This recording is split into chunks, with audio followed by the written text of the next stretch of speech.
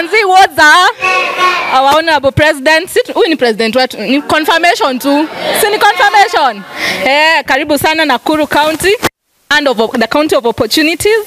Our representation here from 11 sub-counties, 55 wards. Tumefanya kazi mkuu. Now, there's something that I want to tell you the Gen Zs. Kuna kitu inaitwa chama. Tunaweza fanya mambo mingi lakini kama tujejia line hatuwezi enda mahali. Umeiona mtu wa independent akienda kusema kitu kwa bunge? Lazima akue kwa chama ili mambo yake iende kupi. Lazima tushike mkuu mkono. Sasa amekuja sina tunafurahia sana ulikuja. Sasa wewe ni wetu na tumefurahia chama. Sasa lazima tumpatie wabunge, lazima tumpatie senators, lazima tumpatie governor yake.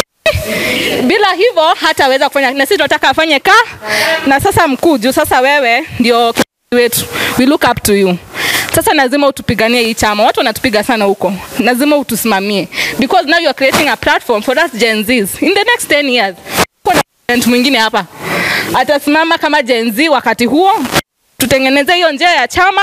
Wao wanaosema watakubuli. Sisi tunanga bullies, ndio? Na tuwezi kuwa bullied. Lazima tusimame wetu tuhakikishe naye watu waende wachukue kura na warudi wafanye nini, wasimame hizi viti. Kitu kingine, my name is Konyo pale Gen Z tulifanya maandamano 2024.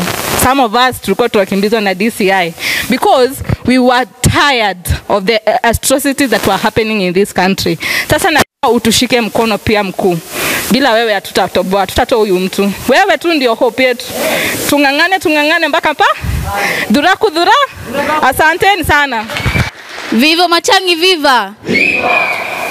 Okay, kwa majina naitwa Martha Wangare kutoka Elbagon. Okay, mimi sina mengi ya kusema.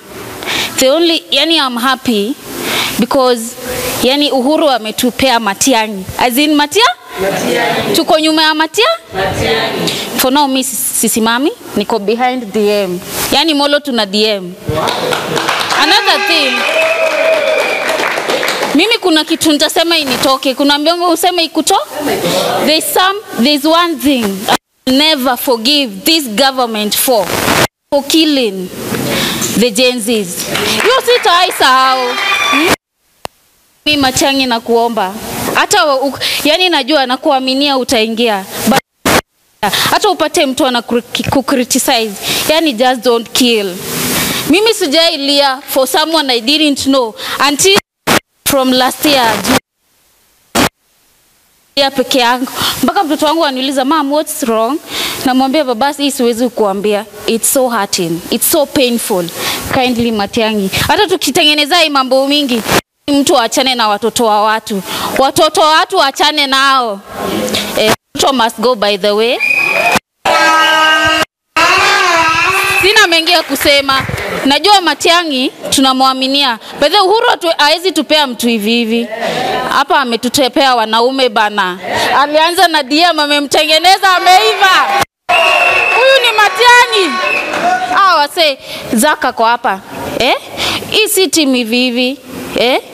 Mimi nawaaminia. I'm praying, napiga magoti kila siku, naomba Mungu because we need change. And we need change. Like, mimi ujiuliza, if kama saa hizi tunafanyiwa hivi, kama saa hii tunauliwa hivi, what if government iendelee?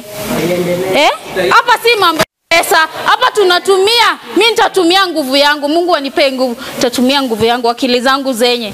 Nitakupigia campaign roho safi. DM. Sisi watu wa Molo, tuliuliwa kijana anaitwa Richard. For Richard I'll never forget. For Alex Masai I'll never forget. And for that, Ruto must go. And for that,